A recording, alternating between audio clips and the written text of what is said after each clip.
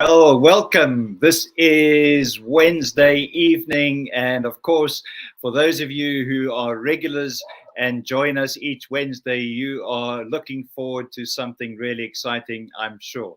You know, one of the things that we often talk about in life are the obstacles we face and sometimes the adversity that we overcome. And tonight we have a very special guest, Jordan McQuirk, who's going to be sharing a special message with you tonight relating to a vision to overcome. And I will share a little bit of his personal story after he has spoken, but I'm sure you can't wait to hear tonight's message. Remember that every Wednesday evening at 7 p.m. we are live, and we would love to have you join us via YouTube, Facebook, or LinkedIn. Please share your comments.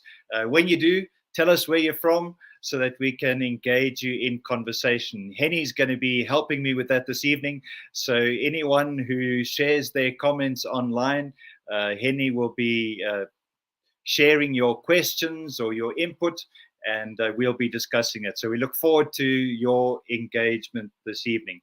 Right after this short little video, we will be welcoming Jordan McQuirk onto tonight's show.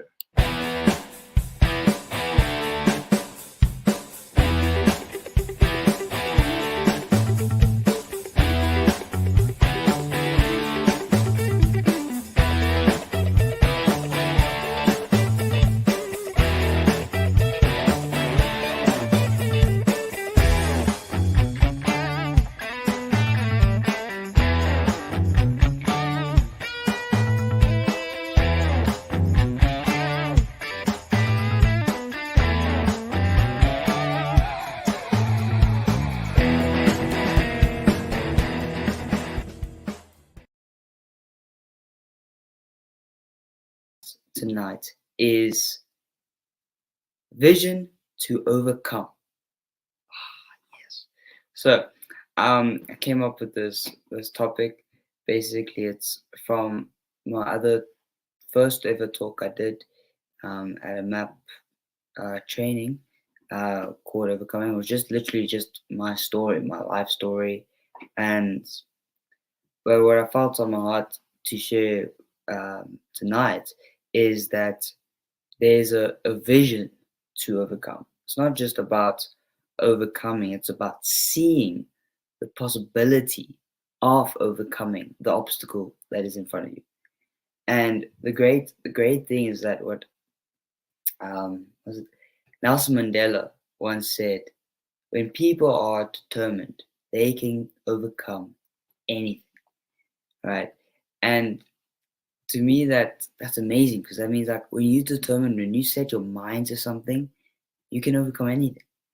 And I was looking at this word overcome, and I was like, why is it such a big deal? Like, why do people say, oh, he overcame this great adversity or this great obstacle, this mountain in his life, this giant, he overcame it? And like, it didn't make sense to me. Because and if you know me well enough, you'd know that sometimes I swap words around. For example, I would say cast over instead of overcast, or I'd say orange instead of green when it's actually green. I'd say orange. So, and I was like, why haven't I never done that to overcome? And I thought to myself, I was like, maybe it's because it's already been swapped over. Maybe it should actually not be overcome, but come over. Like, maybe it's actually an invitation to you to come over that mountain that is in front of you. So maybe it's actually someone on the other side of that mountain that is in front of you right now, and actually saying to you, "Hey, I'm here. Come over. Come over. It's better on this side. Come on, it's way better. It's easier. Oh, it's meadow. It's green. There's flowers are blooming. I know it's tough on that side, but come over this mountain. If you just come over this mountain, you're going to see this amazing glory." And it's like the old saying, if you go just over the over the rainbow, there's a pot of gold at the end of the rainbow. That whole saying. And even when it comes to God and Christianity, God says he shows his promise through a rainbow. And it's sad how this world has taken the rainbow and really brought this whole new meaning to it, LGBTQ and all that. Yeah, I don't know why I said that, but anyways, so coming over the mountain, yeah. So if you look at overcome as come over, it releases stress, it releases anxiety, and it makes you like realize that it's not this weight in front of you, like, oh no, pressure and all this anxiety. It's actually like, whoa, I can get rid of this. I can run over that mountain. I can be there quickly. I can be in green grass. I can feel the green grass between my feet, my toes. I can run into the ocean. I don't know if you've ever run down a sand dune, but me and my brother used to run down the sand dunes in East London, and at the beach at Glen Eden or what's the other one? Nahoon Beach as well. There's a big sand dune right over there. But sometimes what we'd do is we'd run from the one side over to look to the top. And then you'd be at the top and you see this beautiful, big ocean. And then there's a beach at the bottom, and we'd race right down and right in the first one into the ocean. And yes, the ocean is cold when you first enter it, but then it's like, because you've run into it. And so it was just like a cool, interesting like revelation that overcoming might not be as like to overcome something might not be actually as hard as people in this world say it to be, or in tough times actually be that tough, because they also say tough times never last, only tough people do. And the reason is because they are determined to get through the tough times. They're not looking at the tough times as they are.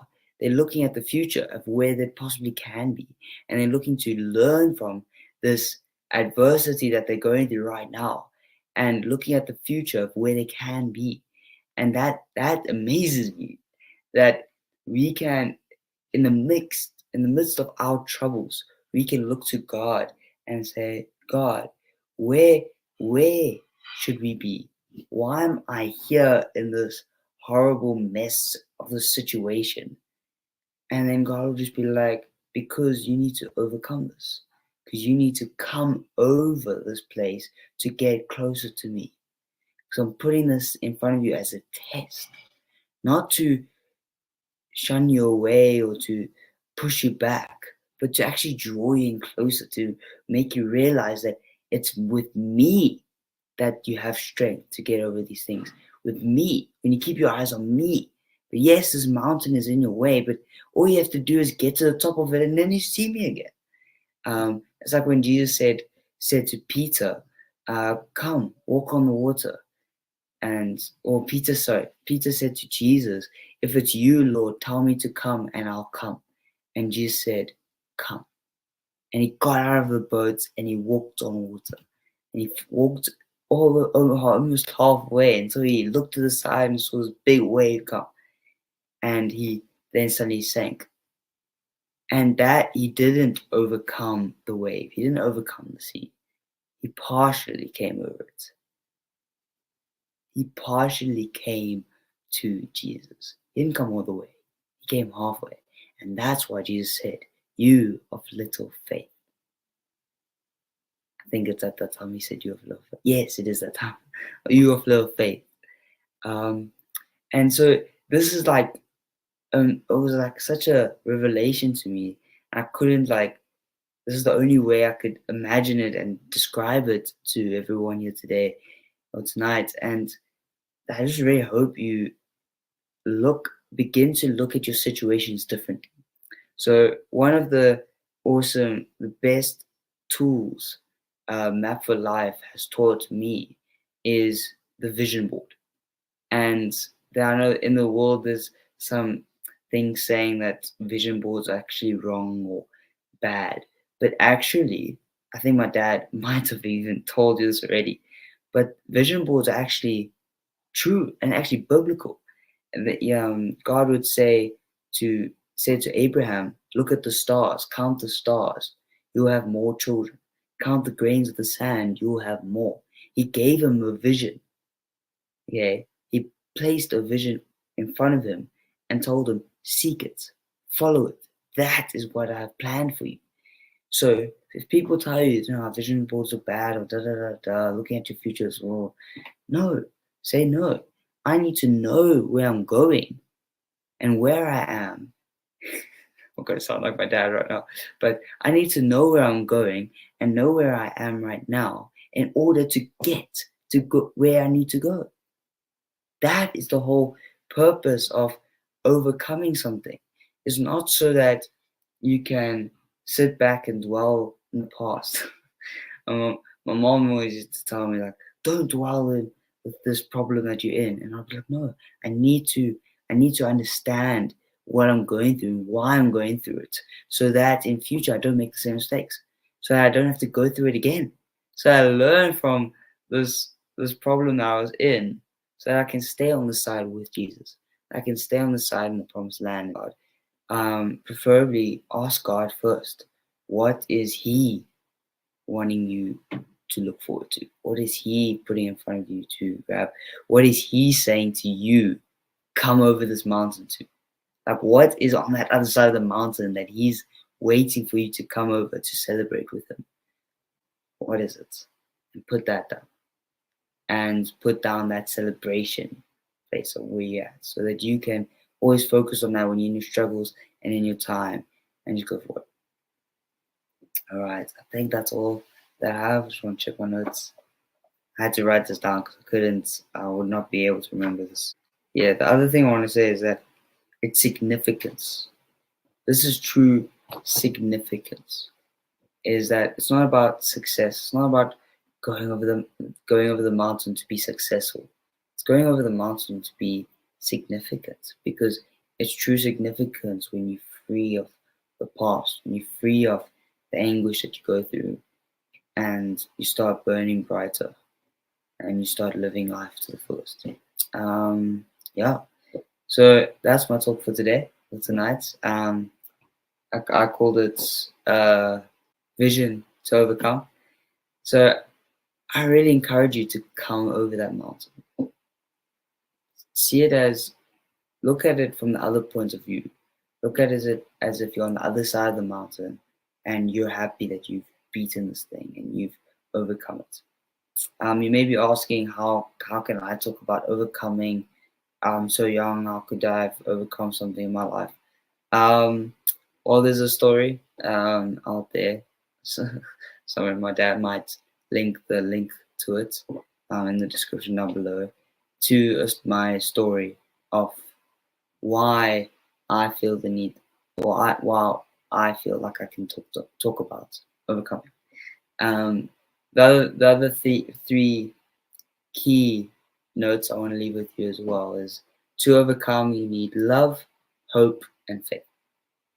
If you don't have those three, I don't believe it's a true overcoming if you don't have those three. If you're not focused on the love of God and having faith that He'll pull you through it, and that you are waiting and you actually are going with Him over this mountain, I don't believe that it's true overcoming. So yeah, I really hope you're encouraged by this talk, and yeah, write in the comments down below and really discuss about this. Discuss what it means to overcome, and come up with your own version. Come up with your own little remembrance of how to overcome. this was just a story about how for me, how I came to terms with realizing, oh, that's how I overcame this. It was because I didn't look at my situation I was in. I looked at the future of where I could be, and suddenly I was there, and then I got an award for overcoming. And I was just like, okay, cool, thank you. Thank you for this award. I didn't do anything. I did not do anything. I literally just was laid in my bed and I prayed and I was just like watching cricket and I was just like, I want to play cricket again. So I got better. That's my dad. But if I could just pray for you guys, that would be great. Yeah. Lord, I pray for everyone on this other side of the screen, Lord. For everyone in this room tonight, Lord. Everyone on StreamYard or YouTube, wherever this video is being broadcasted, Lord. Lord, I pray, Lord, that you'll help them see past this big mountain, all this giant in front of them, Lord. I pray, Lord, that you help them see that there's a celebration, a party waiting for them on the other side, and they just need to come over this mountain and not be scared and do not fear it, because that is not of you. And I say that for Jesus said, fear not, for I have overcome the world. If you look at it in the way I've been talking now tonight, fear not, for I came over the world. As in, I walked amongst you, I walked on the earth, I walked with you. So fear not, because I have done this, and I died for your sins, and I've done it all for you. All you have to do is come with me, and you'll see what I've done. In Jesus' name I pray. Amen. God bless. Have a good night. Have good discussions. Can't wait to hear all about it.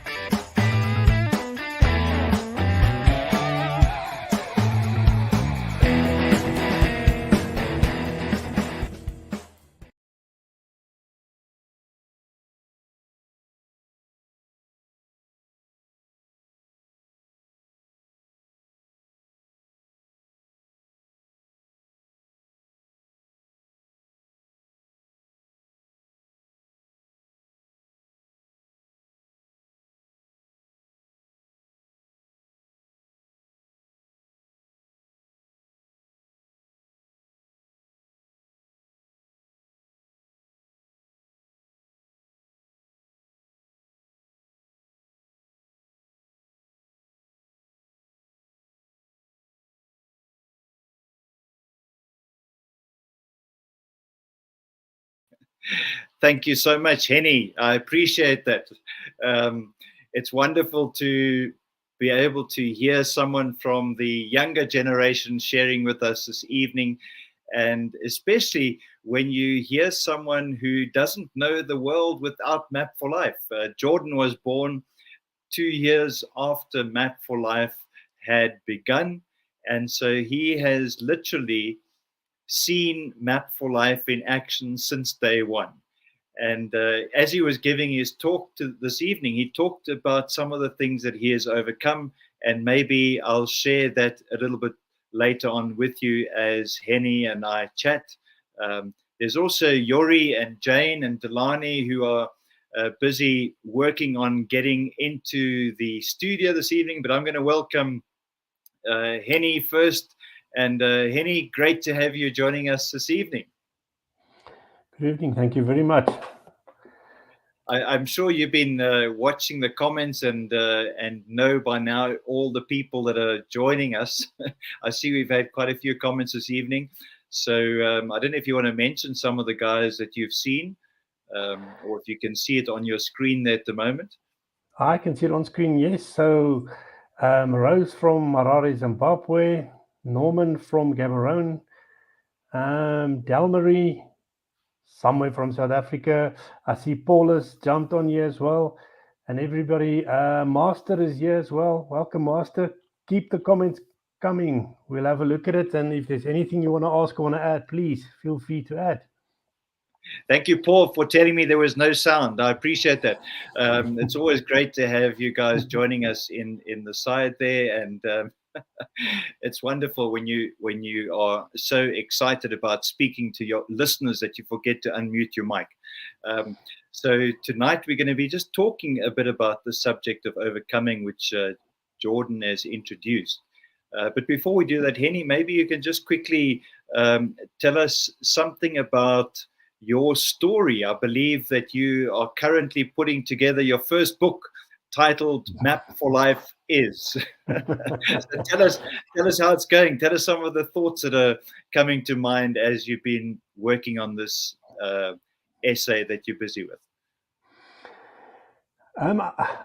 I think the easy part is really to say, once again, if I want to relate it back to what we discussed tonight, it's really about overcoming a fear. So first mistake people make is to say that I'm not an author. That's true. Nobody's an author until he wrote his first book, like you always say. So we had a session on Monday morning, and we got some homework. And my homework was to write a 5,000-word essay, which sounds like a lot of words to me. But then I sat and I started thinking about what I should be writing. And I started writing, and every gap that I get during my days, I start writing. And I got to the point today where I said to Glenn, I've now wrote about 3,200 words. I'm just over halfway, I think, because I've got 7 chapters and I'm busy in almost at the end of chapter 4 right now. What am I supposed to write about again? And Glenn just had to refresh my mind, because I really got carried away.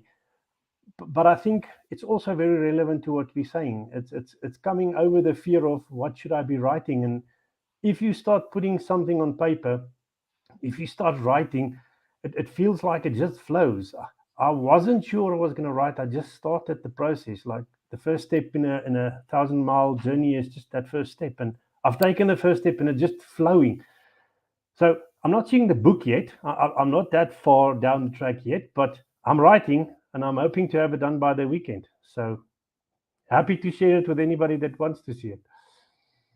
Well, I think, Henny, you got to get excited about this, because imagine if every single mapper writes a 5,000-word essay on what is Map for Life to them.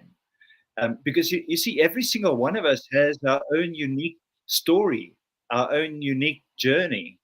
And I think this could be an incredibly rich development of the story of the mappers. Well, there you go. There's a movie title. Here come the mappers. But Map for Life, somebody, I think Peter was asking me the other day, what is Map for Life? In fact, not the other day, he asks me every single Wednesday we meet. He says, so Glenn, tell me, what is Map for Life?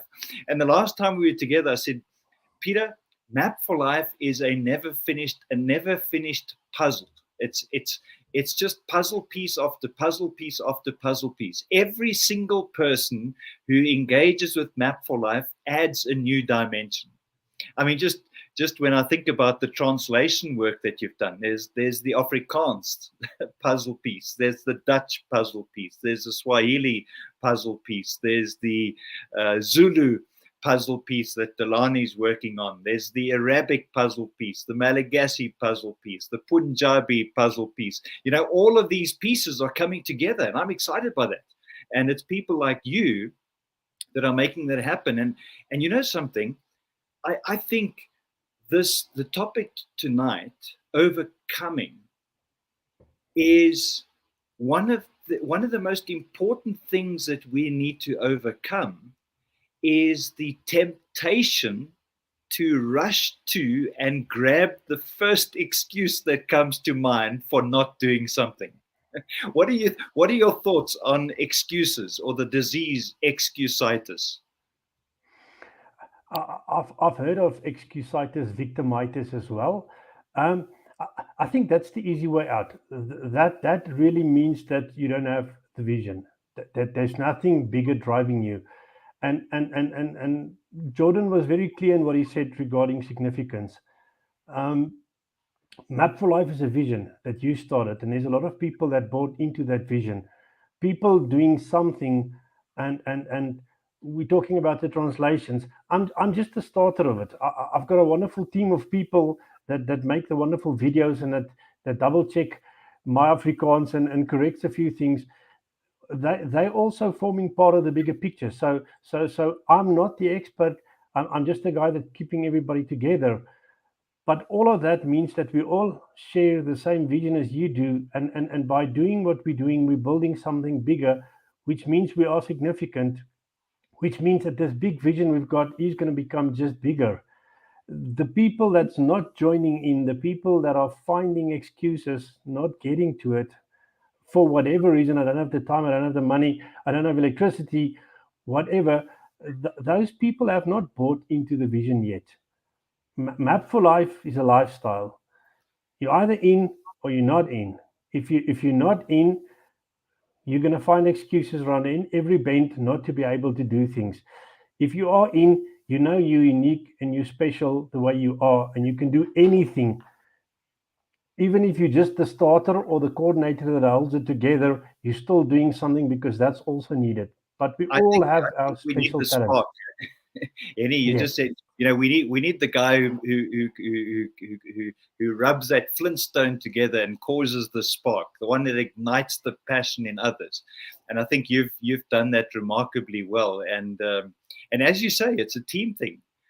Yes. Everyone listening to this recording this evening, or watching the live stream, is part of the succession plan of Map for Life. And I've been talking about this for a short while, and I'm getting more and more excited by it, because I can just imagine us gathering together once a year and just talking about the future and the role that each person plays. I would love to see every single person who's using Map also become a creator of Map. And if we effectively do that, then there's no stopping this wave of transformation that can potentially occur. And I just love the example that Jordan used of vision boarding, and the vision board that was cast for Abraham. What's interesting about that story is that it doesn't make sense at first, because Abraham is taken to the top of a mountain. Now, when you're on the top of a mountain, the thing that we generally do when we're on the top of the mountain is to look down at the view, the valley. We look down to see where we've come from. We marvel at our own ability, having climbed this mountain. We look at the scenery, and we see how far we can see places we've never seen from down below. But in this particular example, God takes Abraham's head and says, "Look up." And turns his head up, and he says, "I'm not wanting you to look down below where you come from. I want you to look up to see where you're going. And those stars that you see in the night sky, which we seldom look at here in the city, when you look up at the night sky, your descendants will be greater than that." And he repeats it with the sands of the beaches. And there's other examples as well. So a vision board is a very, very important thing. And it's not so much about what you can see with your physical eye, but it's about what you see with your heart. And your heart is able to see beyond the mountain. It's able to see what's going to exist once you have overcome the obstacle that you perhaps see. Maybe you have obstacles, or an obstacle or an example perhaps of something that you overcome, Henny. And I'm going to ask just Yori and Jane, who are in the background in the studio, if you guys can sort out your cameras, it'll be great, because we'd love to bring you into tonight's discussion. Go ahead, Henny. I think maybe what I want to start with quickly is to say how powerful the short little message was that Jordan delivered to us. It had all the elements that is really needed to be successful in the heading by itself. And then his rollout of it for me was so awesome. He spoke about starting and beginning. I'm on this side of the mountain. I need to get to the other side of the mountain. The way to get there is I would need a vision, which he then spoke about the vision board, which is his roadmap to get there. He spoke about the fuel that I need to get there being love, hope, and faith. And then knowing Jordan from his first talk as well, where he spoke about vision boards, where he explained to us 3 scenarios that was on his vision board, just sort of added to it saying, wow, the vision boards must be working. I think from my point of view, most of the people heard it before. I started with Map for Life and I saw it as a magic program and I didn't. Reason for it, I was scared. I can't do this. I'm not really this. I don't have the money. I don't have the time to do things. I always had the excuses we spoke about. Then I made a conscious decision to say, it's not going to be like that. I will be focusing on Map for Life and making changes on my lifestyle and the way that I do things. And by doing that, I think a lot of things have started opening. I feel a lot more confident in myself because I know where I'm going. The obstacles, the mountains, whatever is thrown in my way, I'm not seeing that as obstacles anymore. I'm seeing that as opportunities to learn, to get better, to become stronger at what I'm supposed to do. The fact that I've lost my wife 3 years ago is sad, but it's not an obstacle. It's made me a stronger person because I could learn from her and learn from what she did. It also makes me more excited, but also more focused to say, we don't know when it's the last day on earth for us. Have I done what I'm supposed to do? Is there focus for me? So I think that's the way that I see it. I do have a vision board myself. I spent between 5 and 10 minutes every day in the morning. I've got a victory hour, looking at the vision board, closing my eyes, visualizing, seeing those things happening. There's affirmations that I've got next to my vision board that goes with it. I've got that in place. It does work. I remember from the weekend as well, I see Master is on the call as well. Master has already, if I can call it, worked. Master has already worked 2-3 vision boards, so he had to replace them with newer ones because everything on the vision board was done. So there's another story of somebody where the vision board actually made a difference. I was just and Del Marie as well, who also was joining us on Saturday, and just maybe right now, just anybody who's busy listening to this recording or watching the live streaming, if you haven't attended a 1-day Map for Life session, you need to make a plan. There's the next one is already on our system. You will see that there's one planned for Uganda in March, as well as in Kenya, and then of course in Cape Town coming up in May, and another one in Pretoria in April. So we want to make sure that everybody has an opportunity.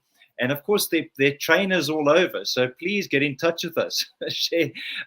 Norman, I see this evening, is joining us, who says he's not catching the disease called exusitis or victimitis. He's definitely not catching those. He's already injected himself with the antibody. He's vaccinated against that forever.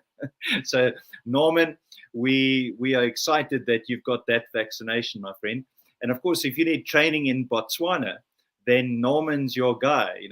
Get in touch with Norman in Gaborone, or Gabs, as the Botswana people like to, or the Motswana. Is that right? I'm sure Norman will help me with the correct pronunciation there.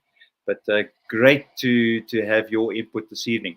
I was thinking, in overcoming, it's actually, I love the idea of changing those two, that word around, switching it and saying, come on over. Sounds like a song. But it's like, it's an invitation. And, just to share something interesting, Jordan put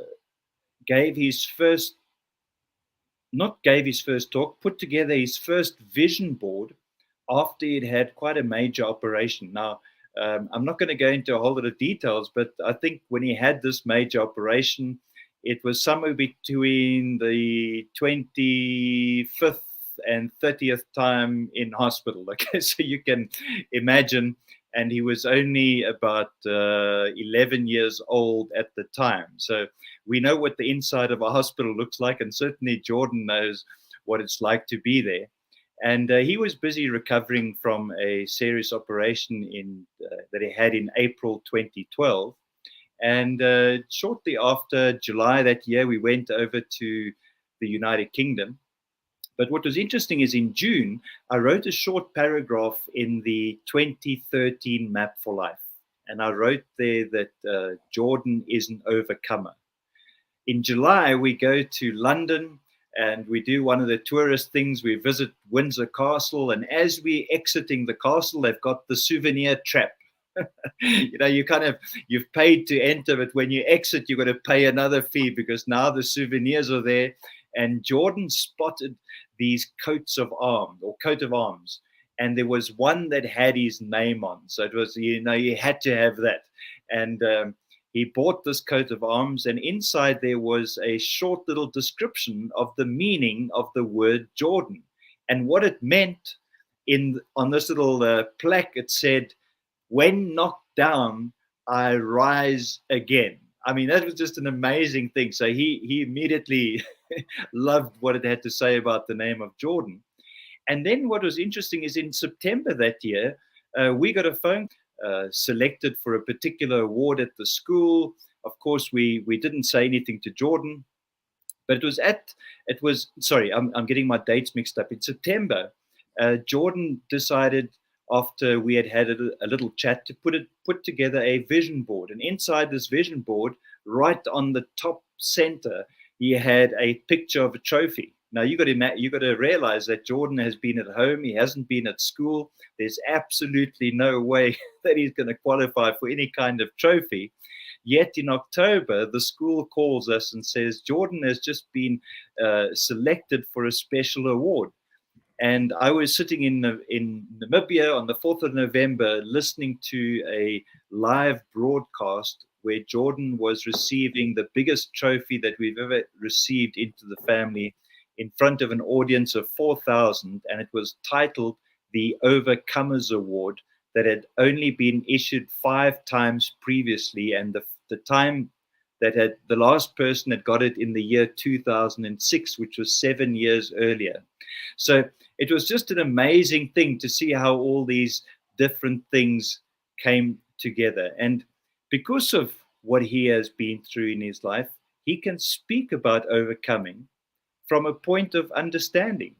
And as he said this evening, is that everybody else was amazed at what he did, but for him, it was just the next thing. While he was lying on his bed recovering, he said, and he was watching the IPL cricket. I'm sure you're familiar with that, Henny. He was watching the cricket, and he decided, hey, I want to play cricket again.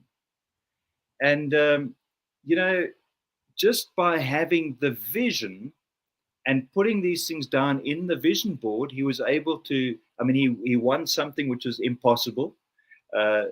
He got another award with that, which enabled him to buy something else, which was a 30-second board game, a limited edition. So that was something else on his vision board. And the third thing was skiing down the Alps. I mean, that was an absolute impossibility for Jordan. Yet 3 years later, there we were in Switzerland. And when he looked back at his vision board, behind the skier was a little red dot on the picture, and in that little red dot was the big white plus of the Swiss flag. And so we had spent 3 months in Switzerland, and I think if once you understand how vision boards work, we can say with confidence that if Jordan hadn't put that picture down, maybe we wouldn't have spent 3 months in Switzerland. So maybe I've been a bit long-winded sharing that story, but I think it just gives you some background. So if you have any kind of struggle or issue that you're faced with right now in your life, maybe pay attention to what Jordan has shared, because he certainly has had more than his fair share, but yet he keeps bouncing back. When knocked down, I rise again. And I think he's going to become known by that very statement, that the coat of arms for the name Jordan represents.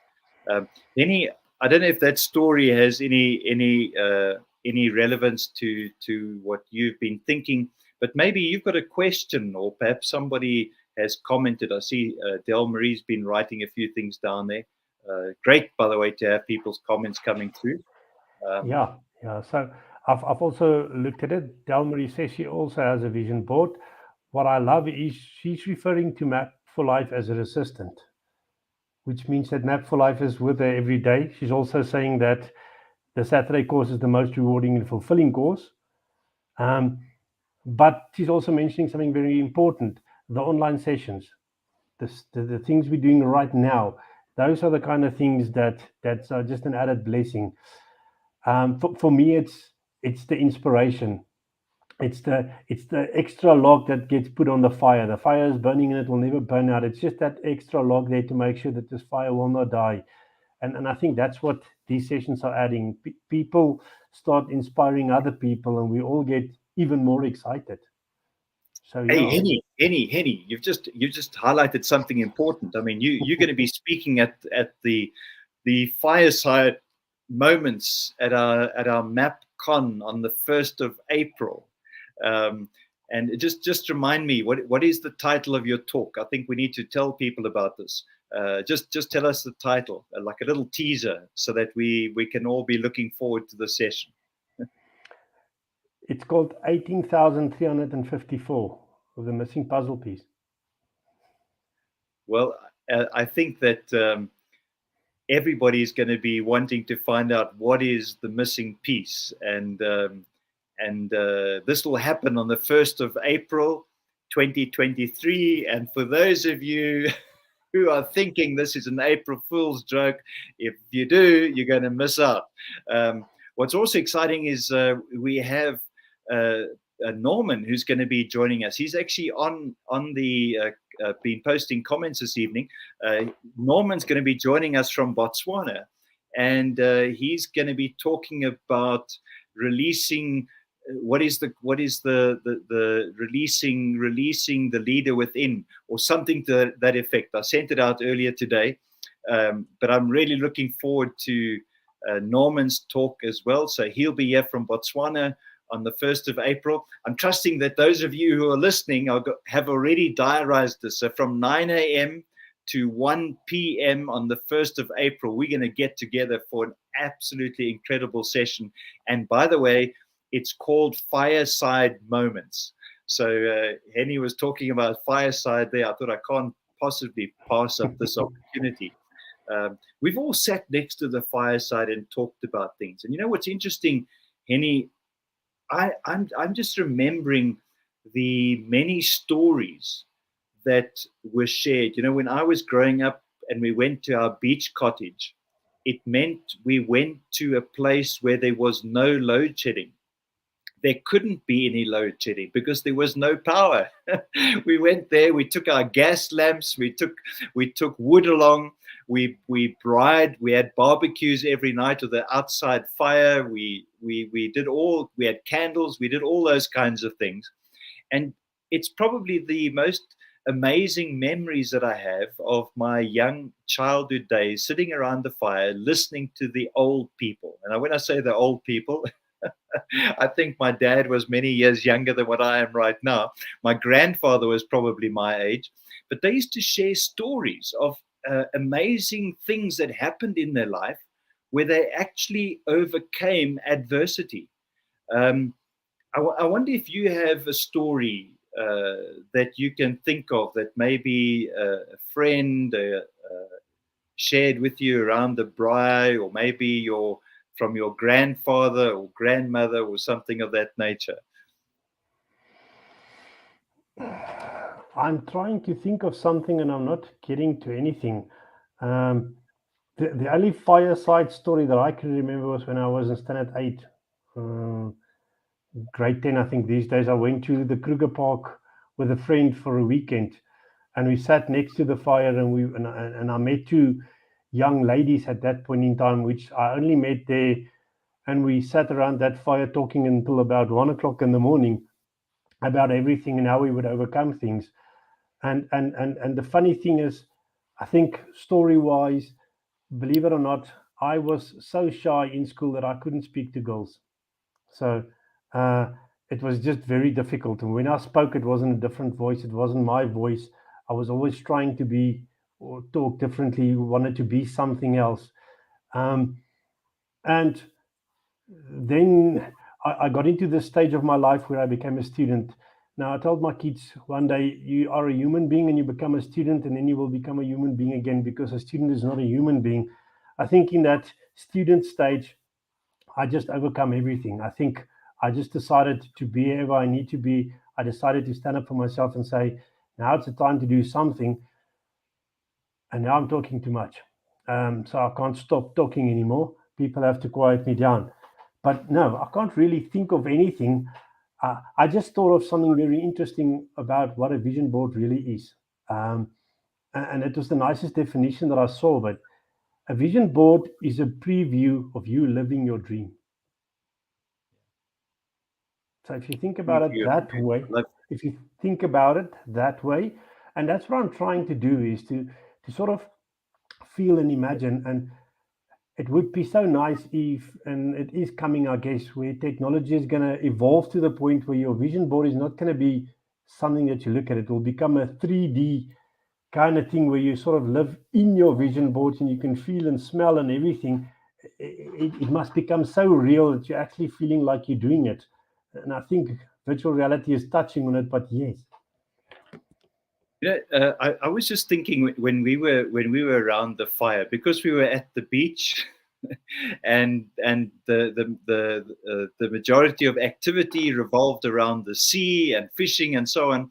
A lot of our stories were around that exercise. I remember my grandfather and uncles, they all used to love talking about the fish that got away.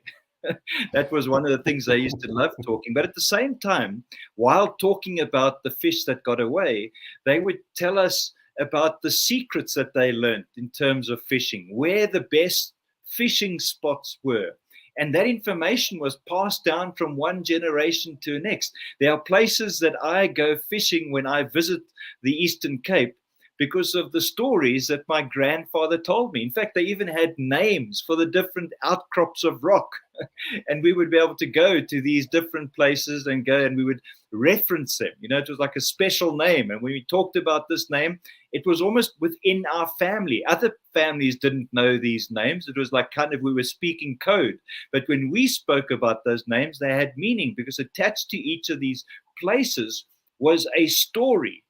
And I remember one particular story that I heard, which had a different kind of life lesson, and that was of a group of young girls and boys that decided to go driving along the beach with a beach buggy. Now, this beach buggy was a homemade Volkswagen, I think. It had a Volkswagen engine in it. And my grandfather's brother-in-law used to use it to go fishing, because he could go much further. The rest of us used to walk when we went fishing, so there was a limit. You'd walk for about an hour, and that would be the limit. But he would drive in his beach buggy.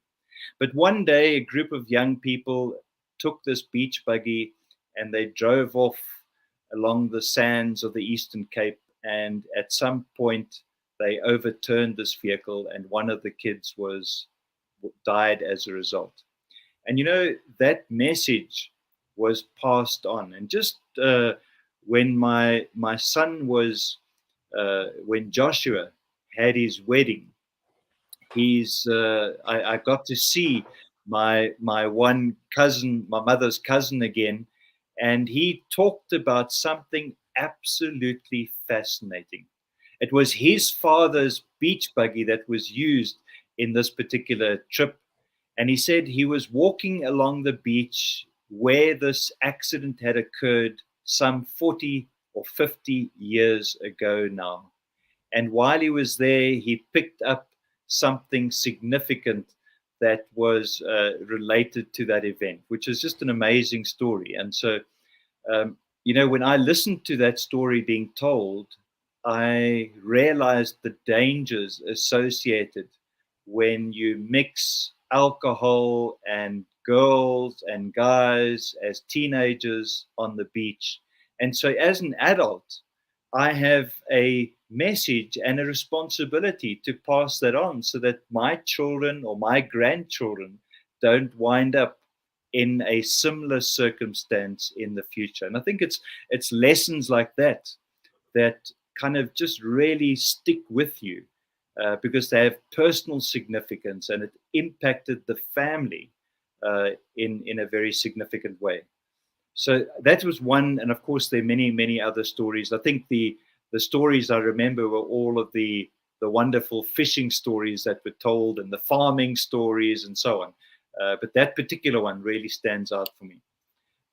Henny, I think we kind of reached the evening over here, and I see we've also got Petro from Tanzania. Hey, Petro, or should I say Peter? Great to have you joining us tonight. It's always so nice to have people joining from the different parts of Africa, and we really appreciate you coming in. And of course, Jane is from Uganda, so it's just wonderful to have such incredible people joining us this evening.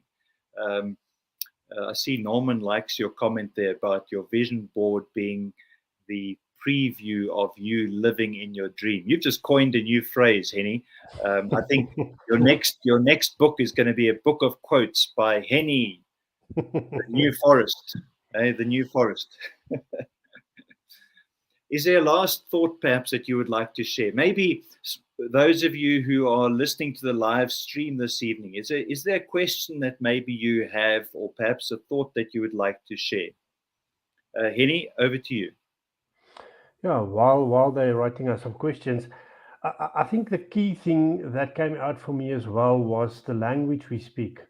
And we started doing it at the cafes where we spoke about things, and we started saying, I see the word obstacle coming around here. An obstacle has got a negative connotation. It means it's something blocking me. If I go and change the word obstacle to learning experience, it starts to become something that I can look forward to. So small little things, small words we use that is so everyday, I think also makes a big difference. We must try and change what we've got in our vocabulary to be a lot more positive. Take some of those words out. Go and replace a challenge with an opportunity. Go and change an obstacle with a learning experience. Have that mindset to say, nothing is going to come in my way because I'm going to learn something from it. So somebody once said, you're either going to win or you're going to lose. No, you're either going to win or you're going to learn something new.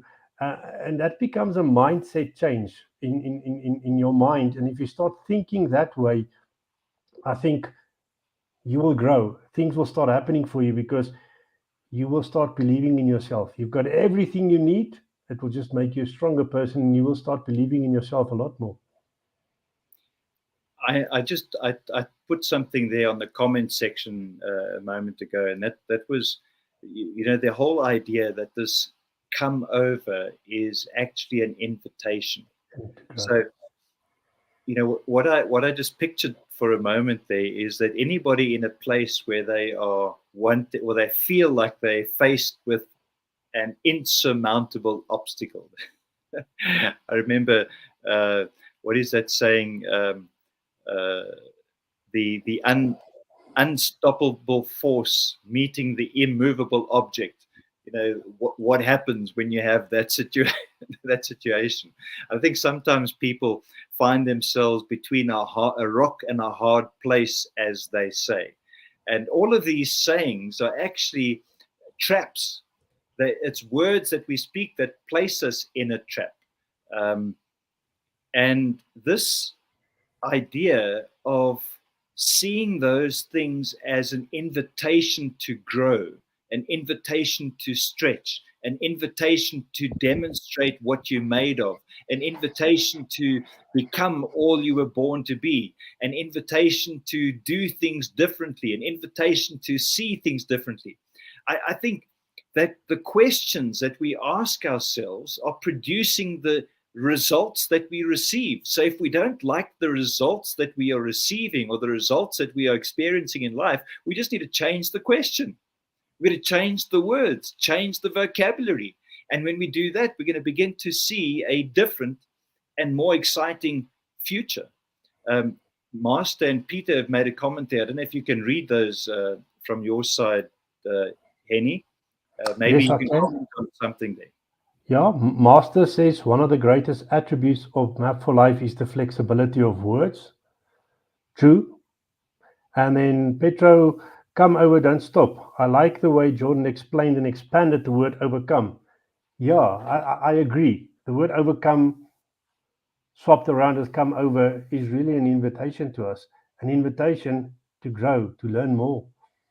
Because if we think literally about what he said right now, for me to come to the other side of the mountain, I'm going to have to climb. I'm going to have to do a few things that I might never have done in my life. But all of that will equip me to be a stronger me coming on the other side of the mountain, which, if I look at the bigger picture, will make me a bit more significant as well.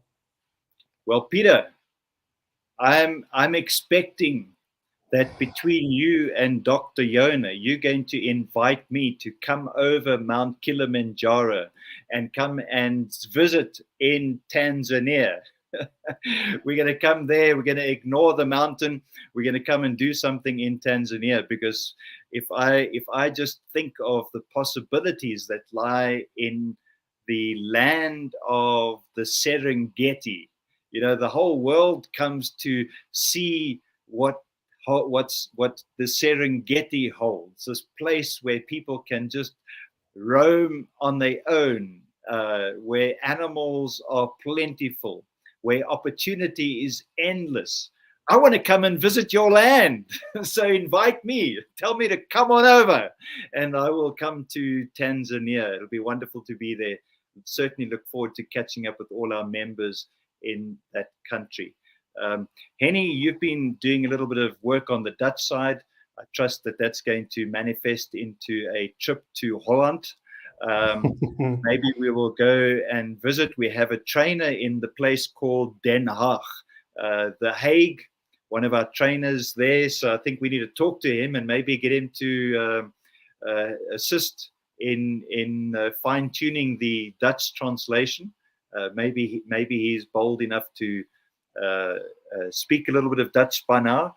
I certainly know that his children have made it their mission to become fluent in Dutch, so I look forward to that. And just while we're talking about these different languages, I'd like just to extend an invitation. If you're passionate about your language, and I'm not saying if you speak a language, I'm talking about if you're passionate about your language, if you would like to see the people that also identify with the language that you speak, if you would like to see them have an opportunity to access the Map for Life material, to have access to the messages that we share, then, as they say, put up your hand, and when you do, you will begin to see this world transformed, where your language is suddenly available and you unlock the potential for so many people.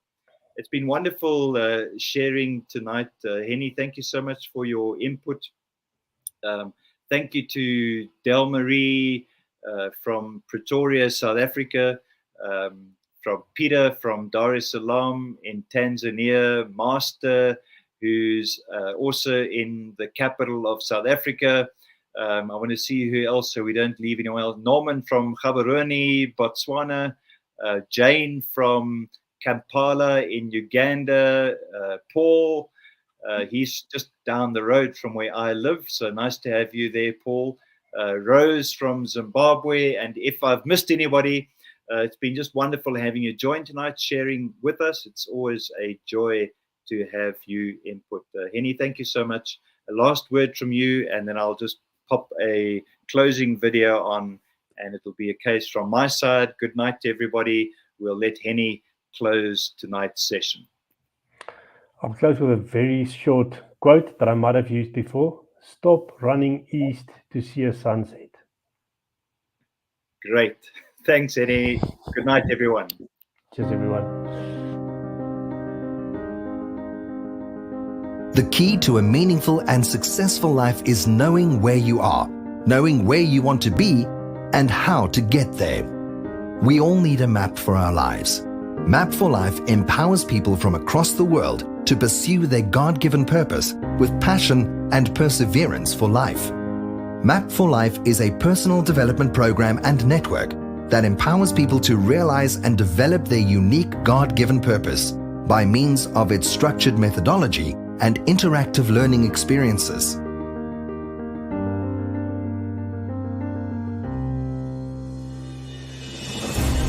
We want to help you achieve balance, find direction, reach your goals, and discover your purpose. Our offering consists of unique products, services, programs, and networks. Our publications guide you through the Map for Life methodology.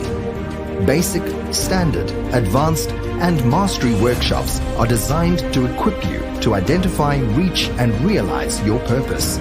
Our online, one-on-one, and group coaching programs exist within an accountability framework, fully embedding the Map for Life methodology.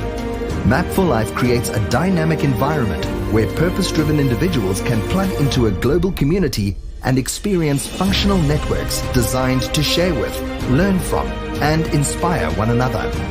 Conceived by McQuirk in 1978, the Master Action Plan was finally developed and published in 1999. By 2006, Map for Life as an organization was fully trademarked and institutionalized. Our long-term vision was already established as early as 2008, with the global launch event planned for 2020. Next, we will be expanding into 200 countries across 20 languages. There are many success stories that show the real-world effectiveness of Map for Life, including those of Cape Epic rider Neil Faree and more recently, Academy Award winner Lupita Nyong'o. Our vision for the future is to be a positive global influence and reach 200 countries across the globe to empower people to use Map for Life, to enable them to achieve balance and purpose, and to become a positive force in the community, country, and globally. By touching lives and transforming people, we will not only enable individuals to identify and pursue their purpose in life, but also bring glory to God by helping them to develop an intimate relationship with their Creator. Partner with us and play an integral role in mapping the world through purpose.